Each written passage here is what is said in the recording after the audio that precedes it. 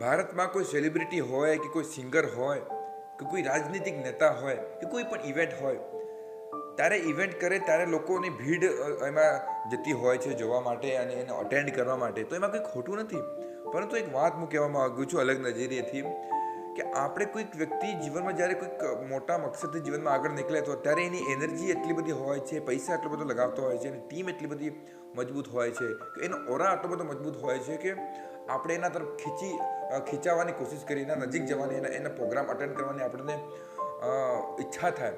એક ફોમો કહેવાય કે ફિયર ઓફ મિસિંગ આઉટ, હું કહીશું મિસ ના કરી જો મિસ ના કરો, એટલે આપણે એને અટેન્ડ કરવા માટે બેતાબ થઈ જતા હોય છે. એમાં કંઈ ખોટું નથી, જવું જરૂરી છે, જીવનમાં એન્જોય કરવો પણ જરૂરી છે અને શીખવું પણ જરૂરી છે. પરંતુ એક વાત કહેવા માગું છું કે કોઈક માણસ જીવનમાં કોઈ કશું કરે તો આપણે એના તરફ અટ્રેક્ટ થઈએ, એમાં કોઈ પ્રોબ્લેમ નથી.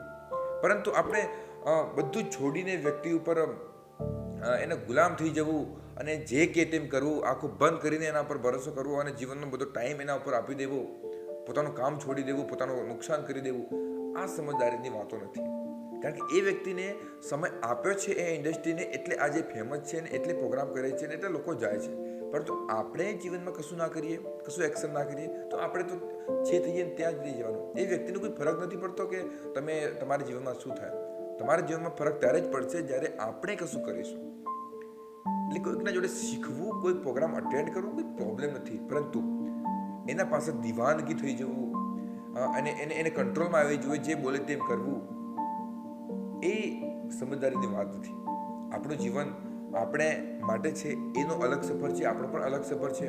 આપણો જન્મ, આપણું મોત, આપણી પરિસ્થિતિ અલગ છે. બધાની પરિસ્થિતિ અલગ અલગ હોય. એ પોતાના જીવનમાં કશું કરતો હશે, એના માટે કંઈક અલગ મકસદ હોય, એના માટે કંઈક અલગ વસ્તુ મહત્વની હોય, આપણા માટે કંઈક અલગ મહત્વની વસ્તુ હોય. તો આપણા માટે જે મહત્વની વસ્તુ છે એના માટે વધુ ને વધુ આપણે ટાઈમ આપવો જોઈએ. એનાથી આપણે જીવનના અંતિમ ચરણમાં આપણે ક્યારે અફસોસ નહીં થાય.